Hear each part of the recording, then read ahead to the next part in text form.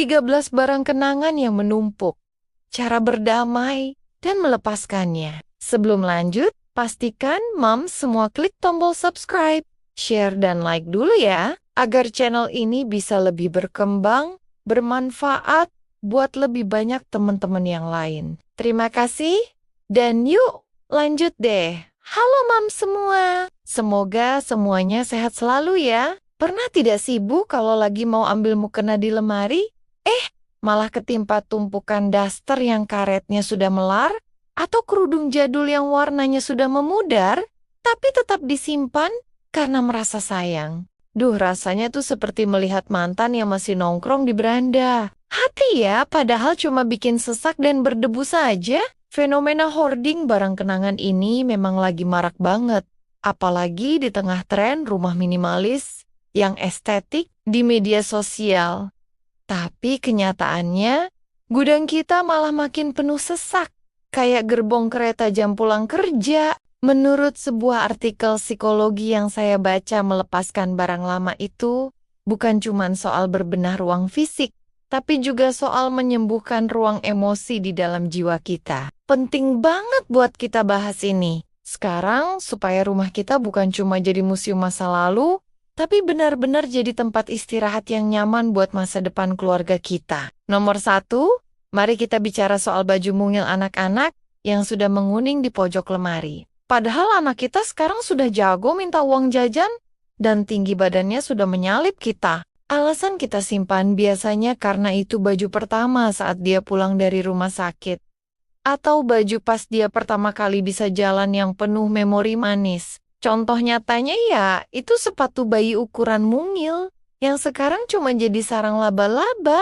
Padahal bisa kita donasikan ke saudara yang baru melahirkan supaya lebih bermanfaat. Ayo Bu, berdamai dengan kenyataan bahwa anak kita sudah tumbuh besar dan memorinya itu ada di hati kita, bukan cuma di serat kain yang sudah bau apek itu. Lanjut ke nomor 2, yaitu tumpukan undangan pernikahan atau kartu ucapan dari tahun jebot yang kita simpan di dalam laci sampai lacinya susah dibuka. Kadang kita merasa berdosa kalau membuang undangan orang, padahal orang yang mengundang saja mungkin sudah lupa kalau mereka pernah cetak undangan itu. Contoh logisnya, kalau kita simpan semua kertas itu, ya lama-lama rumah kita bisa jadi perpustakaan nasional, versi berantakan dan mengundang rayap datang berpesta. Cukup foto saja bagian yang menurut Ibu paling berkesan, lalu simpan di cloud atau Google Drive supaya aman dan tidak makan tempat di laci dapur. Poin nomor 3 yang sering bikin galau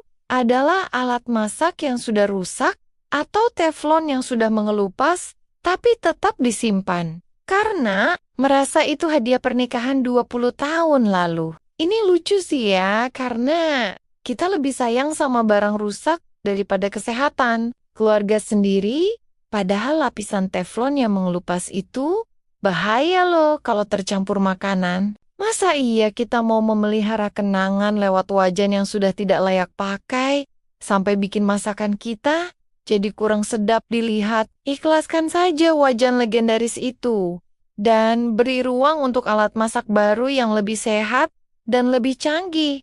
Supaya semangat masak Ibu makin membara setiap hari. Urutan nomor 4, ada koleksi majalah lama atau brosur wisata yang kita simpan. Dengan harapan, suatu saat bakal dibaca lagi.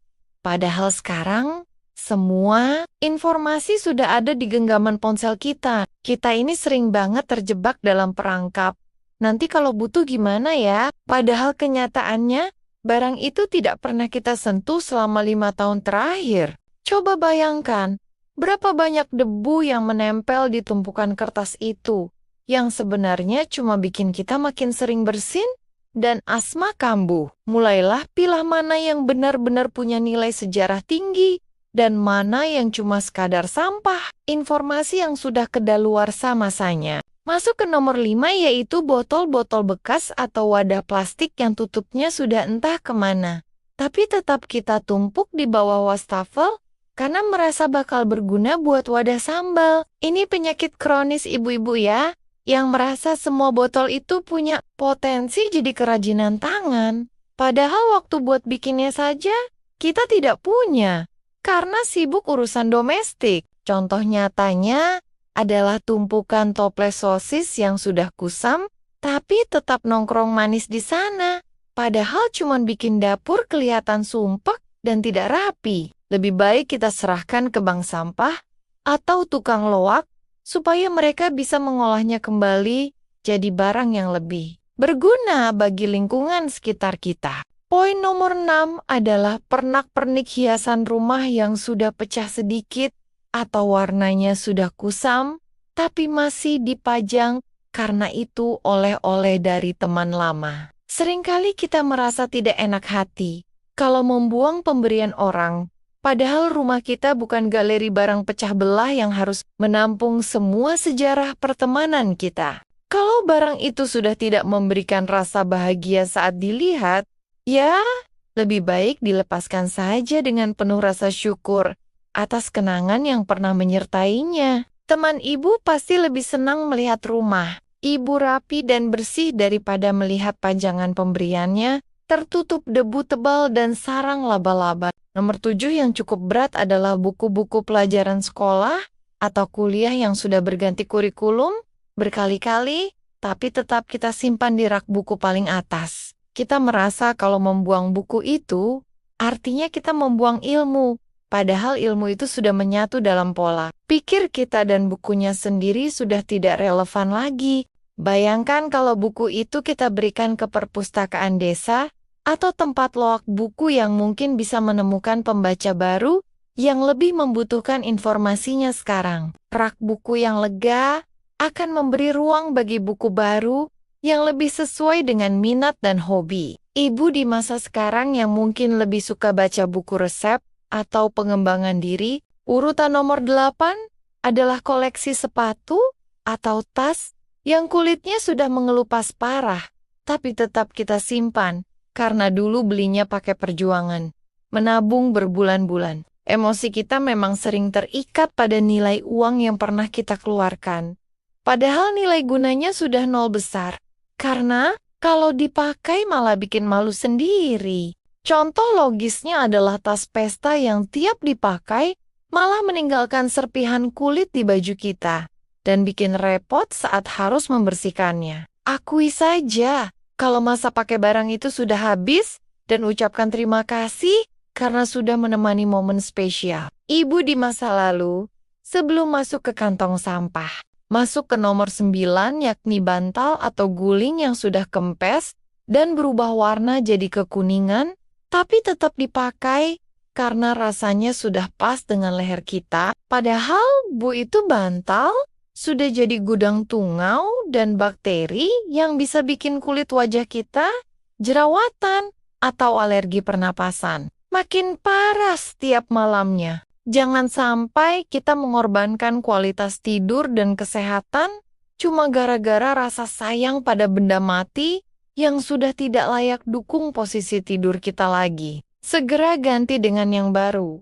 Karena tidur yang berkualitas adalah investasi terbaik buat ibu. Ibu supaya tidak gampang marah-marah di pagi hari. Poin nomor 10 adalah tumpukan kain perca atau sisa jahitan yang rencananya mau dibikin keset.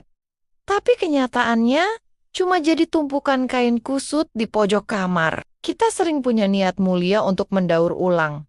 Tapi kalau niat itu tidak pernah tereksekusi selama bertahun-tahun, ya namanya cuma menumpuk beban pikiran saja. Serahkan saja kain-kain itu ke tukang jahit atau komunitas kreatif yang memang fokus mengolah limbah tekstil supaya rumah kita jadi lebih lapang dan lega. Menghilangkan tumpukan kain ini rasanya seperti menghilangkan satu beban di pundak yang selama ini bikin kita merasa bersalah tiap kali melihatnya. Nomor 11 ada kotak-kotak gadget atau kardus elektronik yang kita simpan dengan alasan buat garansi, padahal masa garansinya sudah lewat sejak zaman purba. Rumah kita bukan gudang toko elektronik ya, Bu. Jadi tidak perlu menyimpan setiap kotak kardus yang masuk ke dalam rumah cuma karena sayang kalau dibuang. Kardus-kardus itu cuma jadi tempat persembunyian kecoa dan cicak yang malah bikin rumah jadi tidak higienis buat anak-anak kita bermain. Lipat kardusnya lalu jual ke tukang loak. Lumayan kan?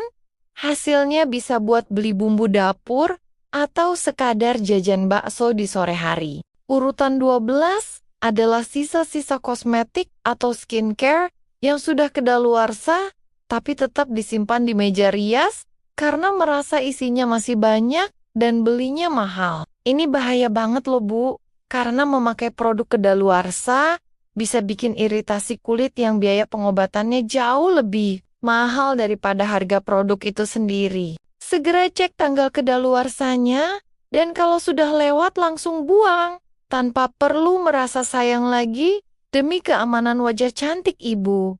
Meja rias yang bersih akan membuat ritual perawatan diri Ibu jadi lebih menyenangkan dan tidak terasa penuh tekanan karena melihat tumpukan sampah kosmetik. Poin nomor 13 yang terakhir adalah kabel.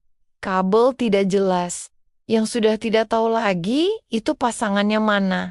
Tapi tetap kita simpan dalam satu laci keramat. Biasanya kita takut kalau dibuang. Nanti malah pas butuh tidak ada. Padahal alat elektroniknya mungkin sudah rusak atau sudah kita jual lama sekali. Mengumpulkan kabel rusak itu cuma bikin energi di rumah jadi terasa kacau dan tidak teratur. Karena setiap kita buka laci yang ada, cuma rasa pusing melihat kekusutan itu. Beranikan diri untuk memilah mana yang benar-benar berfungsi dan buang sisanya ke tempat pembuangan limbah elektronik yang tepat. Kesimpulannya adalah berdamai dengan barang kenangan itu bukan berarti kita melupakan masa lalu, tapi justru cara kita menghargai masa sekarang dengan memberi ruang bagi hal-hal baru. Kadang kita memang suka lucu ya, karena lebih protektif sama barang lama daripada sama ketenangan pikiran sendiri, padahal barang itu cuma alat, bukan identitas kita. Mari kita refleksi sejenak, apakah barang-barang ini benar-benar memberikan manfaat atau cuma jadi beban emosional yang membuat kita sulit melangkah maju menuju hidup yang lebih sederhana. Tetap semangat ya Bu buat pilih-pilih barang, karena rumah yang rapi adalah awal dari hati yang bahagia dan pikiran yang jernih untuk mengurus keluarga tercinta. Bagaimana kalau kita mulai dari satu laci dulu hari ini, agar besok hidup kita terasa lebih ringan dan penuh optimisme baru. Terima kasih Mom, semua sudah menemani dan mendengarkan ceritaku sampai akhir. Sampai ketemu lagi di video-video berikutnya. Jangan lupa share video ini ke teman-teman ya.